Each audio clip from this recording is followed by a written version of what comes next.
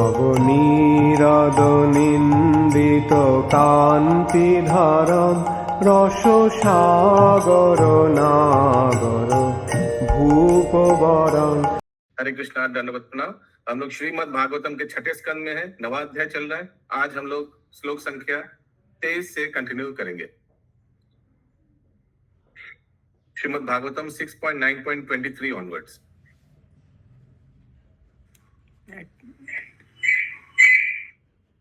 वाह, म्यूट में ही रहिए। यशोरु श्रृंगे जगतिं स्वनामम्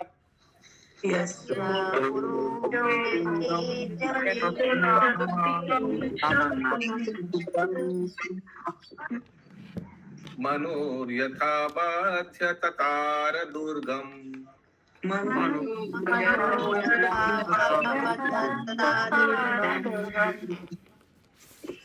स एव नस्त्वष्ट्र भयात् दुरन्तात्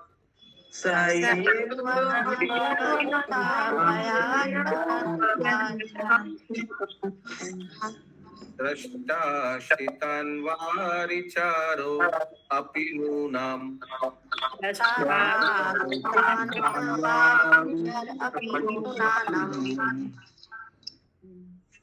यस,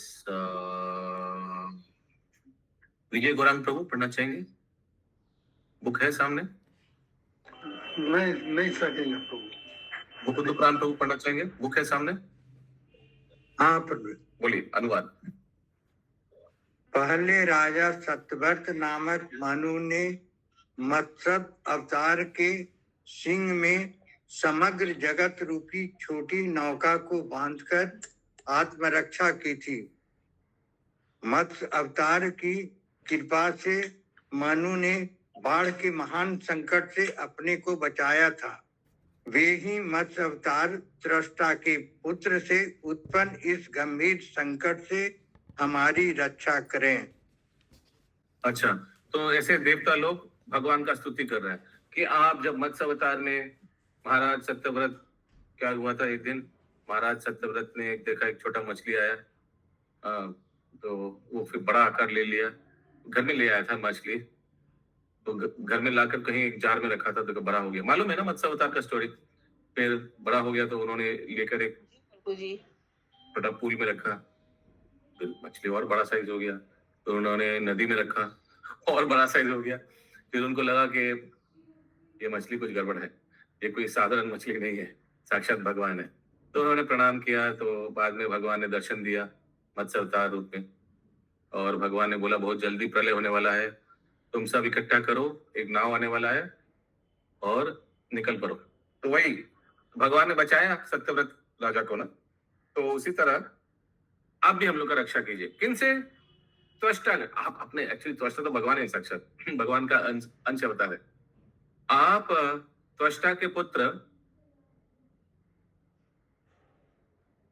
क्योंकि पुत्र क्यों बोला गया है? ये वित्रासुर को पुत्र तो नहीं था, लेकिन पुत्र भी था एक्चुअली देखा जाए, क्योंकि देखिए श्लोक में आया था कल प्रभु अग्नि की आहुति में से तो प्रकट किए थे ना, इसीलिए उनको पुत्र बोला गया है। इसी ये तो लिखा नहीं है, ये आपका अपना तात्पर्य है, लेकिन लिखा है पुत्र, पुत्र लिखा है। अभी क्यों वो तो मालूम नहीं, लेकिन पुत्र लिखा है। कल जब आया था एक श्लोक नंबर 18 देखिए, सब 18 को दिखाइए बबीता माता जी। 18 का अनुवाद पढ़िए मुकुंद पुराण प्रभु।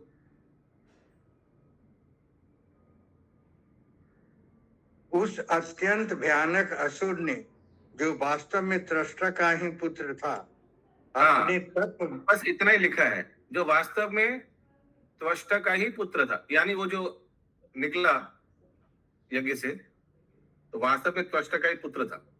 क्यों था मालूम नहीं, ये लिखा है। तो उसीलिए देवता लोग स्तुति कर रहे हैं कि हे प्रभु आपने मत्स्य अवतार में बचाया, उसी तरह हम लोग को भी इस त्वष्टा के पुत्र यानी वृत्रासुर से बचाइए। ठीक है, अद्भुत चरण प्रभु। हरे कृष्णा प्रभु जी। प्रभु जी, त्वष्टा ने उसको उत्पन्न किया था, इसके लिए त्वष्टा पुत्र कहा जा रहा है यहाँ पे। अच्छा, के द्वारा। ओके, त्वष्टा पुत्र कहा जा रहा है हमको, ये त्वष्टा से उत्पन्न हुए हैं। जैसे इंद्र से मानसिक अगर कोई उत्पन्न हुआ तो इंद्र का पुत्र कहलाएगा, वैसे ही यहाँ पे त्वष्टा के मंत्रों के द्वारा उत्पन्न हुआ था, इसकी वजह से त्वष्टा पुत्र कहा जा रहा है वृत्तासुर को। ओके ठीक, तो फिर सत्यभामा माता जी एकदम ठीक बोला। प्रभु जी हाँ, बोलिए। जैसे द्रुपद अग्नि से एक पुत्र पुत्री को दोनों को उत्पन्न, तो उन्हीं का ना पुत्र हुआ। अच्छा, राजा द्रुपद द्रौपदी को उत्पन्न किया, और एक एक अपना पुत्र को भी उत्पन्न किए थे, वो अग्नि से ही उत्पन्न किए थे। दृष्टद्युम्न और द्रौपदी। ओके सो हाँ, तो ऐसे भगवान को देवता लोग स्तुति कर रहे हैं। अगला श्लोक 24 नंबर। पूरा स्वयंभूर अपि संयमंभसि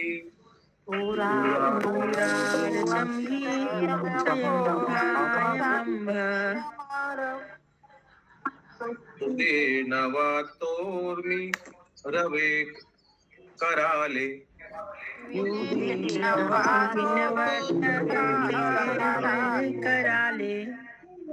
एक वरविंदात पतितस्ततारा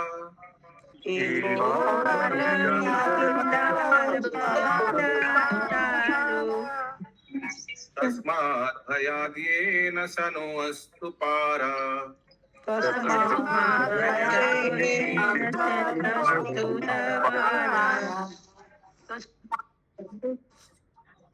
अनुवाद। सृष्टि के प्रारंभ में प्रचंड वायु से, एक सेकंड सब म्यूट करिए, गायत्री माता जी म्यूट करिए। बोलिए। सृष्टि के प्रारंभ में प्रचंड वायु से बाढ़ के जल में भयानक लहरें उठने लगी। इन बड़ी लहरों से ऐसा भयानक शोर हुआ कि ब्रह्मा अपने कमल आसन से प्रलय जल में प्रायः गिर ही पड़े थे, किंतु भगवान की सहायता से वे बच गए।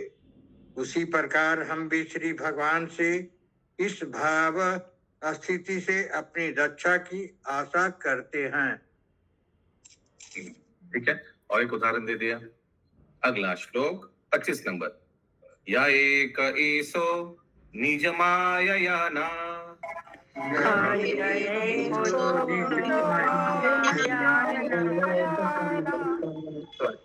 सर्जयेनानु सृजाम्य विश्वम्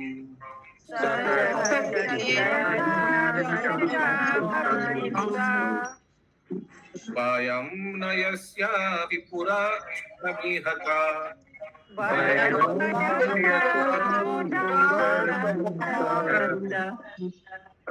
अस्यामलिंगम पृथगीशमानिना।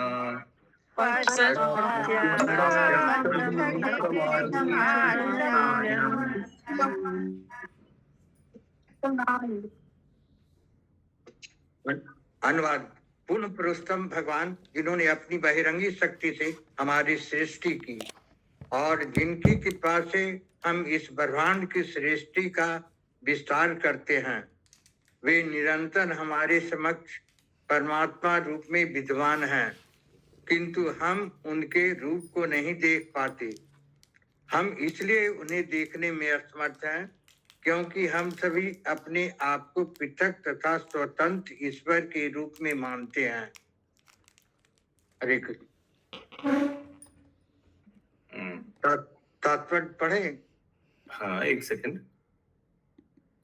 तो यहाँ देवता लोग ज्यादा थोड़ा बीइंग प्रैक्टिकल ऑनेस्ट हो रहा है कि एक्चुअली भगवान को देखते नहीं हम लोग, और we are unable to see him because we all think that we are separate and independent god. हम लोग तो नहीं बोलते हैं कि हम लोग भगवान है, क्यों नहीं देख पाते? अपने अहंकार के कारण नहीं देख पाते। तो हम लोग भी नहीं, मुकुंद परंतु हम लोग भी अहंकार, मिथ्या अहंकार के कारण हम लोग भी नहीं देख पाते। मिथ्या अहंकार के कारण हम लोग इस जड़ जगत में हैं। हम लोग अपना शरीर को ही स्वयं मानकर चल रहे हैं, इसीलिए हम लोग भी देख नहीं पाते। तात्पर्य यहाँ पर यह बताया गया है कि बद्धजी पूर्ण पुरुषोत्तम भगवान का साक्षात दर्शन क्यों नहीं कर पाता। यद्यपि श्री भगवान हमारे समक्ष भगवान श्री कृष्ण या भगवान श्री रामचंद्र के रूप में प्रकट होते हैं और मानव समाज में नायक या राजा के रूप में रहते भी हैं, किंतु बद्धजीव उन्हें समझ नहीं पाता। अब जानन्ति मां मूढ़ा मानुषी तनुमाश्रितम। मूढ़ लोग पुण्य पुरुषोत्तम भगवान को सामान्य पुरुष मानकर उनका उपहास करते हैं। अत्यंत सूक्ष्म होकर भी हम अपने आप को ईश्वर मान बैठते हैं और सोचते हैं कि हम भी विश्व की रचना कर सकते हैं, अन्यथा अन्य ईश्वर उत्पन्न कर सकते हैं।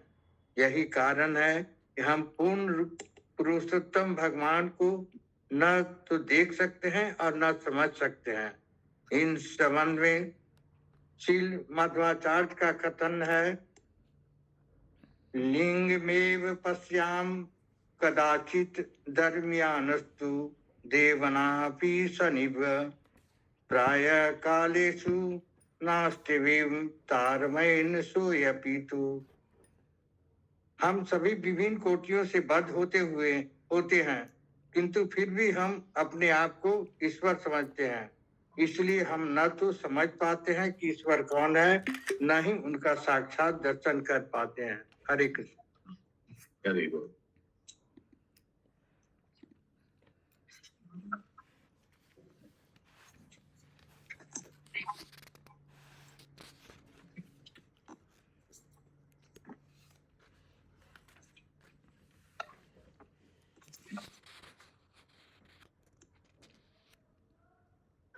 हरे कृष्णा प्रभु जी, यहाँ पे विभिन्न कोटियों से बद्ध हुए होते हैं, इससे क्या मतलब होगा?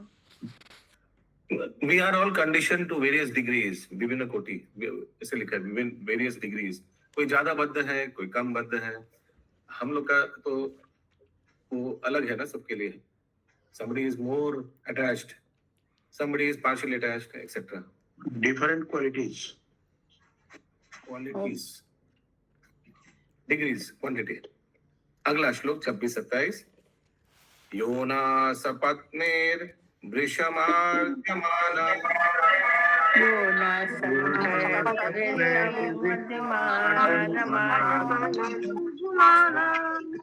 शुभंकरी राधा माता जी थोड़ा डिस्टेंस निग्रह कर रहे हैं। देवर्षि तिर्यान नृषु नित्य एवा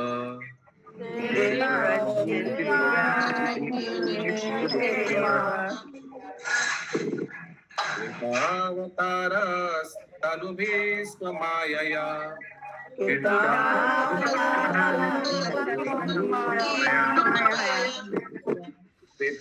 स्थित्वात्मसात्पाति युगे युगे च।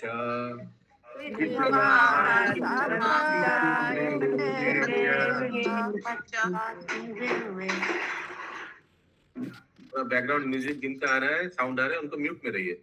और सुमंगरी माता जी थोड़ा डिस्टेंस में रहिए, प्रभु का वो फीडबैक आ रहा है। तमेव देवं वयमात्मदैवतम्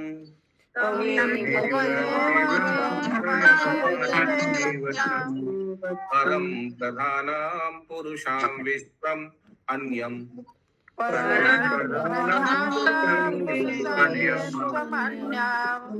प्रजाम सर्वे शरणं शरण्यम्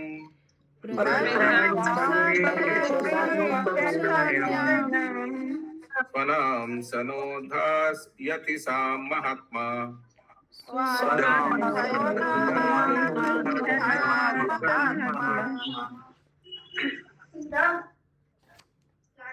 अनुवाद। पूर्ण पुरुषोत्तम भगवान अपनी अचिंत्य अंतरंगी शक्ति से अनेक दिव्य शरीरों में विस्तार करते हैं। यथा देवताओं की शक्ति के अवतार वामन देव, ऋषियों के अवतार परशुराम, पशुओं के अवतार श्री नरसिंह देव एवं बरा और जलचरों का अवतार मत्स्य तथा कुर्म। वे सभी प्रकार की जीवात्माओं के बीच विभिन्न दिव्य शरीर धारण करते हैं और मनुष्यों के बीच में भी विशेष रूप से भगवान कृष्ण तथा श्री राम के रूप में प्रकट होते हैं। अपनी अहेतु की कृपा से वे असुरों द्वारा सदा सताए जाने वाले देवताओं की रक्षा करते हैं। वे समस्त जीवात्माओं के पूज्य श्री विग्रह हैं। वे परम कारण हैं और स्त्री तथा पुरुष की सृजनशीलताओं के रूप में प्रकट होते हैं। अतः वे इस ब्रह्मांड से पृथक हैं। वे विराट रूप में विद्वान रहते हैं। अतः हमारी भयभीत अवस्था में हमें चाहिए कि उनकी शरण ग्रहण करें, क्योंकि हमें विश्वास है कि परम भगवान परमात्मा हमें अपना संरक्षण प्रदान करेंगे। ये श्लोक सुनकर कोई श्लोक याद आ रहा है? बहुत प्रसिद्ध श्लोक है कि भगवान ऐसे ऐसे अवतार लेते हैं, लेकिन फिर भी बीच में एक लाइन है ना, कृष्ण और राम का, फिर से पढ़िए वो वाला लाइन, गुरु प्राण प्रभु। यथा देवताओं के शक्ति में अवतार, वामन देव ऋषियों के अवतार परशुराम। जो मांगा वही पढ़िए, बाकी कुछ बोलिए मत। ये specially appears as Lord Krishna and Lord Rama. अच्छा। और मनुष्यों के बीच में विशेष रूप से श्री भगवान कृष्ण तथा श्री राम के रूप में प्रकट होते हैं। स्पेशली कुछ श्लोक याद आ रहे हैं? ऐसे ऐसे भी अवतार लेते, लेकिन स्पेशली भगवान रामादि मूर्ति सकला ओके, मेरे को वो याद आ रहा है, एते चमसा कला पुंसा एते चंद्र कला पुंसा कृष्णस्तु भगवान समिंद्रारी। पर उसमें प्रभु जी राम आदि अवतार कला के विषय में। In our fearful condition, let us take shelter of him. वही हम लोग डरे हुए हैं, हम लोग डेंजर में हैं, प्लीज भगवान आश्रय दीजिए, प्रदान कीजिए। तात्पर्य इस श्लोक में पूर्ण पुरुषोत्तम भगवान श्री विष्णु की सृष्टि के आदिकरण के रूप में स्वीकार किया गया है। श्रीधर स्वामी ने अपने भाष्य भावार्थ दीपिका में इस विचार का उत्तर दिया है कि प्रकृति तथा पुरुष इस दृश्य जगत के कारण है। जैसा कि यहाँ पर कहा गया है, परम प्रधानम पुरुषम विस्मर्शनम, वे परम कारण है और स्त्री तथा पुरुष के सृजनात्मक शक्ति के रूप में प्रकट होते हैं। वे इस ब्रह्मांड से पृथक रहकर अपने विराट रूप में विद्वान हैं। यहाँ पर प्रकृति शब्द से उत्पत्ति का स्रोत परमेश्वर की भौतिक शक्ति तथा पुरुष शब्द से श्री भगवान की श्रेष्ठ शक्ति अर्थात जीव सूचित होती है। जैसा कि श्री भागवत गीता में उल्लेख है, प्रकृति आंति मामी काम, अंततः प्रकृति तथा पुरुष परमेश्वर में प्रवेश करते हैं। यद्यपि ऊपर से प्रकृति तथा पुरुष ही भौतिक जगत के कारण प्रतीत होते हैं, किंतु ये दोनों परमेश्वर के विभिन्न शक्तियों के प्राकट्य हैं। अतः परमेश्वर प्रकृति तथा पुरुष इन दोनों के कारण है। वे ही आदि कारण सर्व कारण कारणम है।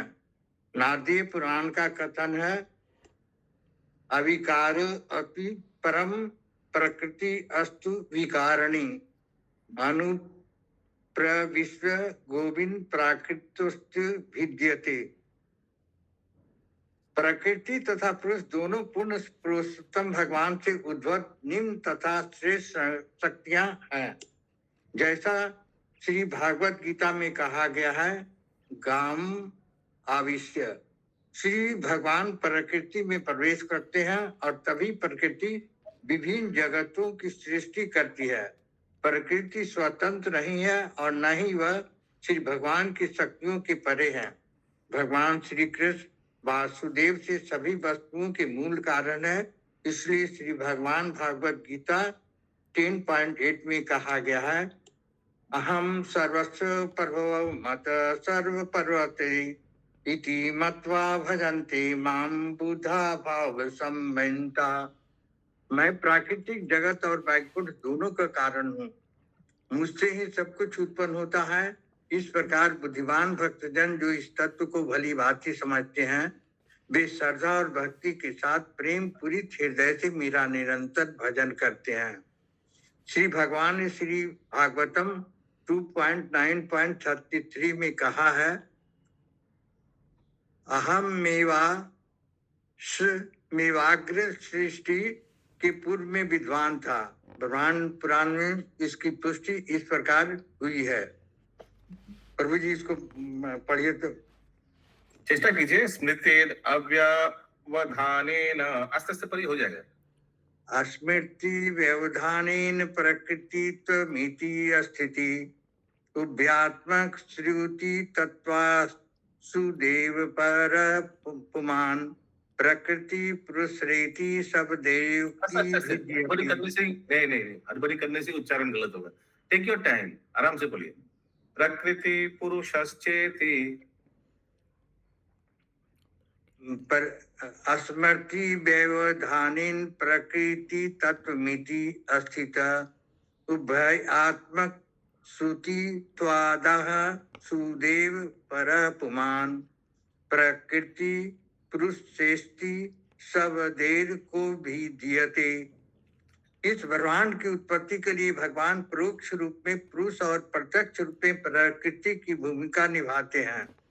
चूंकि दोनों ही शक्तियां सर्वव्यापी भगवान वासुदेव से उद्भूत है, इसलिए वे प्रकृति तथा पुरुष दोनों कहलाते हैं। यही कारण है कि भगवान वासुदेव प्रत्येक वस्तु के कारण है। सर्व कारण कारणम। हरे कृष्ण।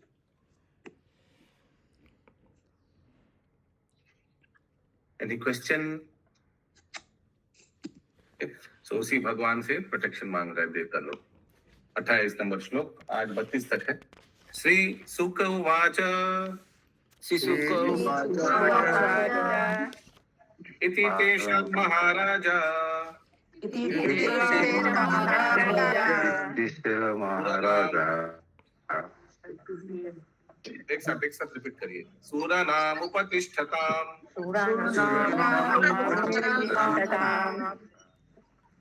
प्रतीच्यान दिश्य भूद आवी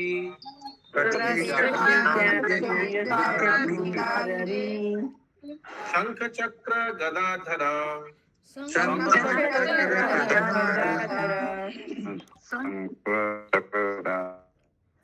अनुवाद।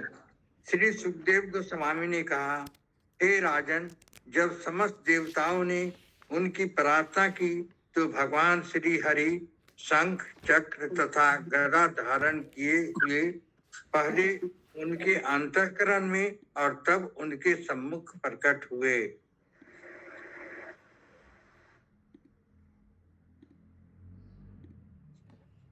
appeared first within their hearts and then within before them. पहले अंतःकरण में यानी हार्ट में लिखा हुआ है। अच्छा, क्यों मालूम है? क्योंकि देखिए, एक बार पीछे जाइए, श्लोक संख्या, इन्होंने परमात्मा को ध्यान किया था ये देवता लोग ने। आ गया श्लोक नंबर,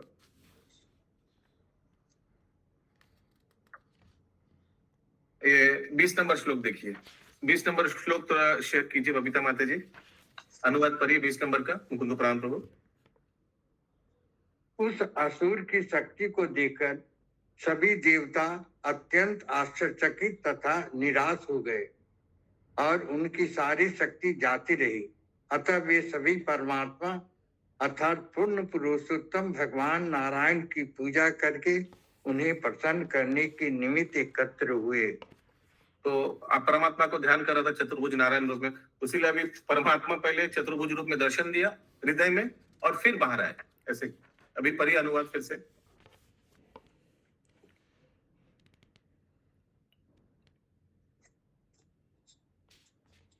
श्री सुखदेव गोस्वामी ने कहा, हे राजन, जब समस्त देवताओं ने उनकी प्रार्थना की तो भगवान श्री हरि शंख चक्र तथा गदा धारण किए हुए पहले उनके अंतःकरण में और तब उनके सम्मुख प्रकट हुए।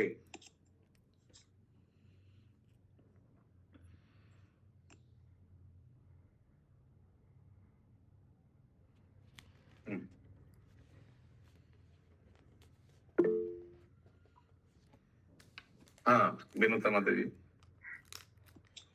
प्रभु जी, इसमें शंख चक्र गदा दिया हुआ है और इसमें वर्ड मीनिंग में दिया हुआ है दिव्य आयुध शंख चक्र गदा।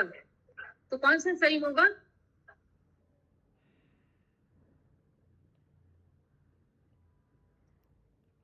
आयुध मतलब अस्त्र ही तो होता है माता जी। शंख चक्र, तो शंख चक्र चक्र होता है, लेकिन यहाँ पे 3 दिया हुआ है, वहाँ 4 दिया हुआ है। वर्ड मीनिंग में 4 है। धारा bearing the transcendental weapon, the conch shell, disc and club. एक पद में होना चाहिए ना। नहीं, 3 ही तो दिया हुआ है उधर भी माता जी। प्रभु वर्ड मीनिंग में 4 दिया हुआ है। दिव्य आयुध मतलब शस्त्र, शंख, चक्र तथा गदा। 3 ही तो दिया हुआ है। और चार आयुध दिया प्रभु। दिव्य आयुध को आयुध तो बोल दिया, आयुध दिव्य आयुध बोलना 1 2 3, दिव्य आयुध 1 2 3, ठीक है। दिव्य आयुध, शंख, चक्र, गदा। बस 3 ही दिया हुआ है, ठीक है। नहीं प्रभु 4 दिया हुआ है, कॉमा दिया हुआ है, दिव्य आयुध डैश फिर कॉमा। कोलन दिव्य आयुध इंग्लिश में दिया हुआ है ट्रांसेंडेंटल वेपन यानी आयुध colon the conch shell disc and club. अभी कोई प्रश्न पूछ सकता है कि ये शंख कैसे एक आयुध हो गया, शंख वेपन कैसे हो गया।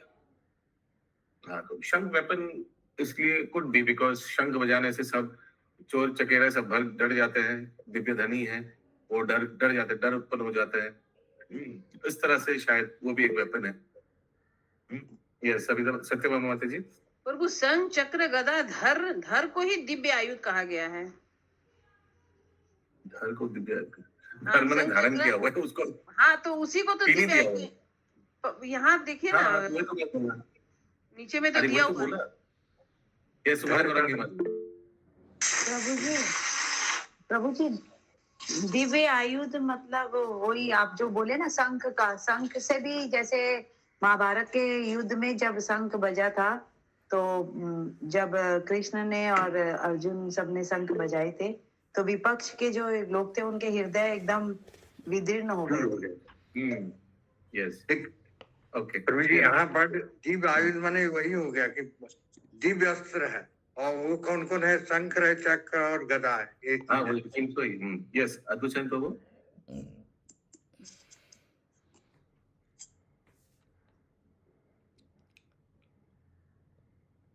तो अनम्यूट तो गदा ही बोला जा। हरे कृष्ण। हरे कृष्ण। हाँ हाँ, यहाँ पे जो आयुध दिए हुए हैं उन सब का अर्थ तो नहीं बताया जा सकता। जैसे संस्कृत में एक शब्द होता है, शंख को शंख ही बोलना होगा, गदा को गदा ही बोलना पड़ेगा। लेकिन यहाँ जो भाव अर्थ है उसके अनुसार ये दिव्य आयुध है भगवान के। तो दिव्य आयुध में तीनों चीज आते हैं, शंख चक्र गदा। इसलिए दिव्य आयुध शब्द का यहाँ वर्णन है। ओके, अगला श्लोक कौन से नंबर में अभी? 29 होगा। 29 प्रभु। 29 एक साथ है। आत्मतुल्य शोदाशाभीर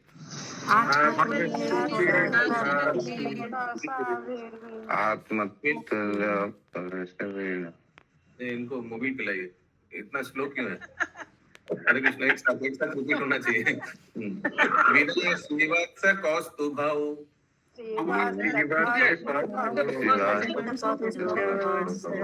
पर्युपाशितम् उन्निद्र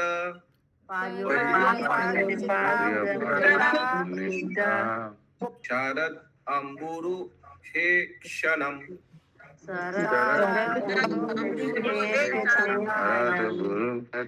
विश्वतम् अवनौ सर्व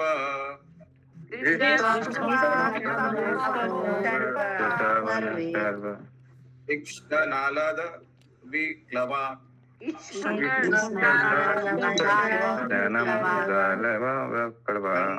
पतिताराजन्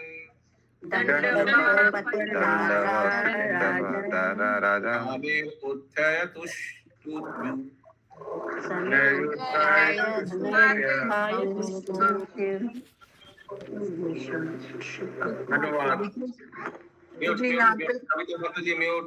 शुभंकरी राधा माता जी म्यूट। यस एक मिनट। हाँ बोलिए माता जी, कविता माता जी बोलिए। यस प्रभु, यहाँ पे किसने अंतकरण में देखा था, थोड़ा बताएंगे भगवान को? तो देवता लोग को दर्शन दिया ना भगवान।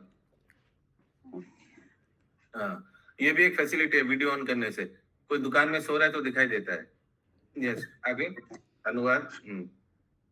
अनुवाद। पूर्ण पुरुषोत्तम भगवान श्री नारायण को घेरे हुए उनके 16 पार्षद उनकी सेवा कर रहे थे। वे आभूषणों से अलंकृत थे और श्री भगवान के ही सम्मान दिख रहे थे, किंतु वे श्री वत्स चिन्ह तथा कौस्तुभ मणि से रहित थे। हे राजन, जब सभी देवताओं ने उस मुद्रा में शरदकालीन कमल की पखुड़ियों के समान नेत्रों वाले अस्मित हाथ से युक्त श्री भगवान को देखा तो वे प्रसन्नता से अभिभूत हो गए और उन्होंने तुरंत पृथ्वी पर गिरकर दंडवत प्रणाम किया। फिर वे धीरे धीरे उठे और अपनी स्तुतियों द्वारा उन्होंने श्री भगवान को प्रसन्न किया। देखिए, 2 श्लोक आगे देवता लोग बोल रहे हैं, तो भगवान को थोड़ी हम लोग दर्शन कर पाएंगे। और देखिए, साक्षात भगवान दर्शन दे दिया है ना। 2 श्लोक आगे बताया था ना, हम लोग बद्ध जीव है। हाँ, हम लोग अपने स्वतंत्र मानता है, स्वतंत्र ईश्वर मानता है, थोड़ी भगवान हम लोग को दर्शन देगा। और देखिए, 2 श्लोक बाद भगवान ने दर्शन दे दिया। देखकर तुरंत क्या लिखा है इधर, सब they were overwhelmed with happiness and immediately fell down like rods, dandavat, offering dandavats. Then they slowly rose and pleased the Lord by offering him prayers. और भी स्तुति करते हैं। तात्पर्य, ये 16 पार्षद उनके सेवा कर रहे थे प्रभु जी। हाँ, नारायण भगवान का। यस, वैसे देखा उन लोग ने देखा, इस रूप में देखा कि भगवान नारायण चतुर्भुज रूप में और 16 पार्षद आसपास उनको सेवा कर रहा है। तात्पर्य, वैकुंठ लोक में पूर्ण पुरुषोत्तम भगवान 4 भुजाओं से युक्त तथा वक्ष स्थल पर श्री वत्स चिन्ह एवं कौस्तुभ मणि धारण करते हैं। ये पूर्ण पुरुषोत्तम भगवान के विशिष्ट चिन्ह हैं। वैकुंठ लोक में उनके पार्षद तथा भक्तों के भी उन्हीं के समान स्वरूप होते हैं। उनके केवल श्री वत्स तथा कौस्तुभ मणि नहीं होते हैं। ये तो हम लोग को मालूम है। वैकुंठ में जो भक्त जो जाते हैं तो उनका भी चतुर्भुज रूप होता है, एकदम सेम डिट्टो, एक ही जैसा। लेकिन क्या फर्क है उनमें, श्रीवत्स और कौस्तुभ मुनि नहीं है। अगला श्लोक 31 नंबर। अभी देवता लोग स्तुति कर रहे हैं, ठीक है शुभंकरी माता जी, बोलिए सब। अद्भुत चरण प्रभु। हरे कृष्ण प्रभु जी। हरे कृष्ण प्रभु जी, फिर यहाँ भगवान कौस्तुभ मणि और ये क्यों नहीं पहन के आए, धारण क्यों नहीं किए? हाँ, किया है ना, उसको कारण हो। यहाँ तो पहने हुए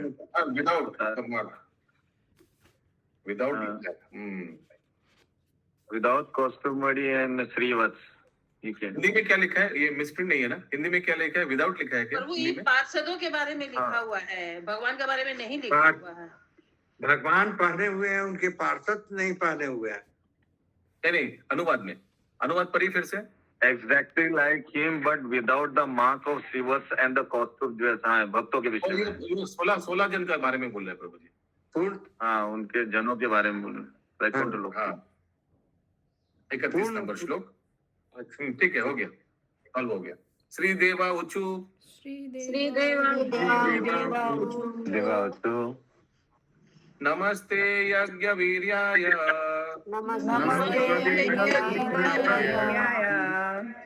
वायते उत ते नमः, नमस्ते हि अस्य चक्राय,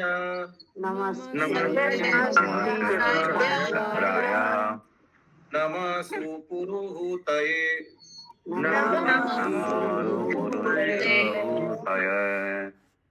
अनुवाद। देवताओं ने कहा, हे पूर्ण पुरुषोत्तम भगवान, आप यज्ञ फल को देने में समर्थ हैं। आप ही वह काल है जो इन फलों को कालांतर में नष्ट कर देते हैं। आप असुरों को मारने हेतु चक्र चलाते हैं। हे अनेक नाम धारण करने वाले भगवान, हम आपको सादर नमस्कार करते हैं। यत्ते गति नाम तीक्ष्णाम,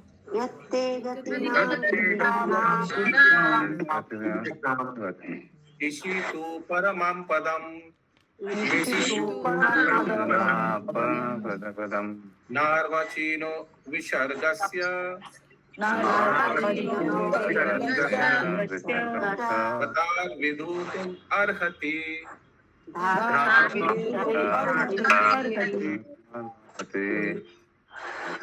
अनुवाद। हे परम नियामक। एक सेकंड विनीता माता जी। प्रभु जी, ये इसके पहले जो 31 का है ना, इसमें जो इन फलों को कालांतर में नष्ट कर देते हैं, ये कौन सा चीज नष्ट कर देते हैं कालांतर में? ये जो results of sacrifice and you are also the time factor that destroys all results all such results in due course, यानी यज्ञ का फलों को नष्ट कर देता है। सोचिए यज्ञ का फल, यज्ञ करके कुछ भौतिक आपको सुख मिल गया, कुछ पायस एक्टिविटीज करके जैसे हम लोग को मिलता है ना, वो सब नष्ट कर देता है भगवान। पुण्य कर्म का जो फल होता है वो नष्ट कर देता है भगवान। यज्ञ में जो फल मिलता है वो नष्ट कर देता है। ये तो समझ में आया। क्यों? भगवान जैसे पालन और संहार दोनों ही करता है ना, इसी के बारे में। पालन और संहार नहीं, यहाँ क्या लिखा है? O supreme personality God, you are competent to give the results of sacrifice. आप यज्ञ का जो रिजल्ट को क्या बोलता है, यज्ञ का जो फल है वो दे सकते हैं। हम बोलते हैं प्रभु, लेकिन ये नहीं पूछ रहे, हम ये पूछ रहे हैं आप ही वह काल हैं जो इन फलों को कालांतर में नष्ट कर देते हैं, यज्ञ के फलों को। वही तो मैं बोल रहा हूँ। तो यज्ञ अच्छा। अगर कोई धार्मिक यज्ञ हो रहा है तो इसका पुण्य कार्य हो रहा है ना। यज्ञ अगर कोई सोचिए क्या बोलते हैं उसको, ये कर्मकांड हो रहा है, यज्ञ कर रहा है, उसका कुछ फल हुआ, तो भक्त लोग तो उस फल का अभिलाषी नहीं है। हाँ, तो उस पायस एक्टिविटीज को नष्ट करना तो अच्छी बात है ना। तो वो यही नहीं समझ में आ रहा क्यों सही है।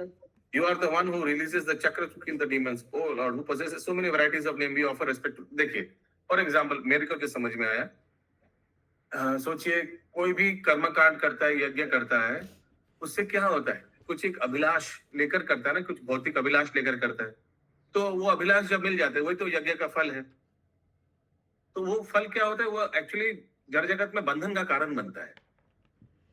लेकिन एकमात्र भगवान की कृपा से वही बंधन का कारण से भगवान मुक्त करा सकता है, उसको खंडन कर देता है।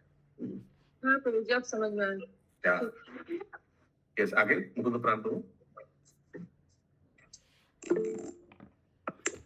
32 का अनुवाद में पढ़े।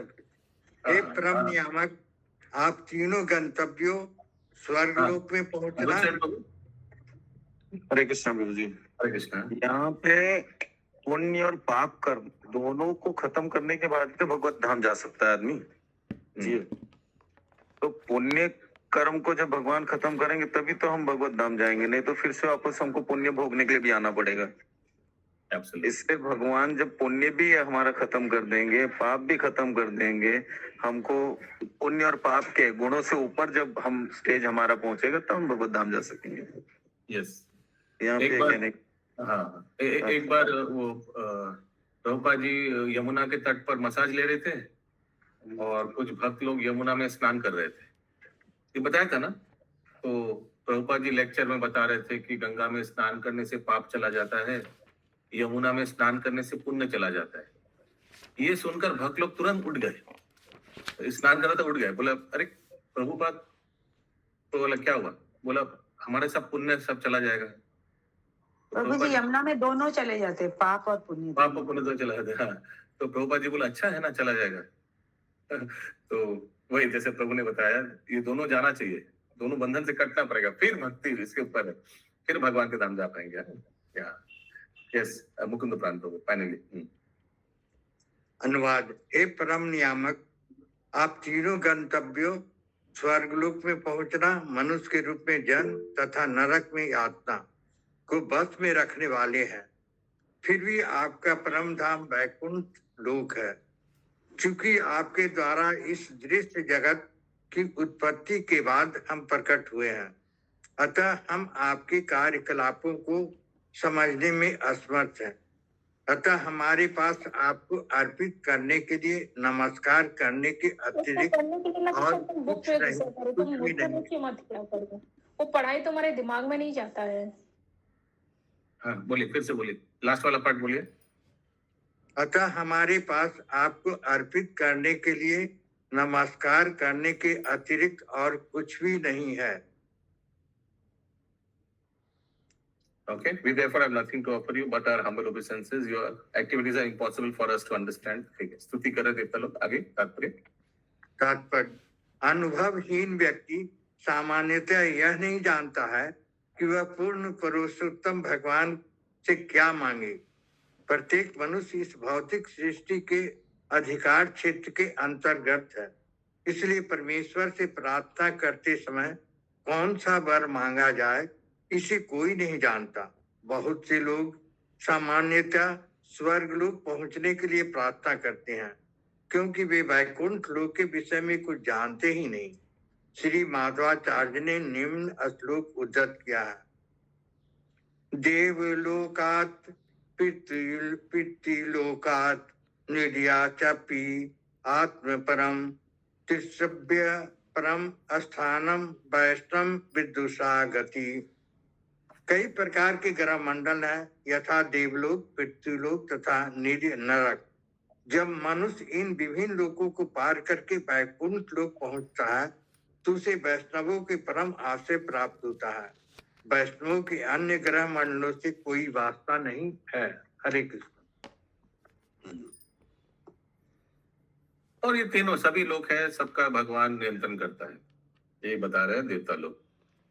टाइम है नहीं। ग्रंथराज श्रीमद् भागवतम की जय। श्रील प्रभुपाद की जय। जय। हाँ।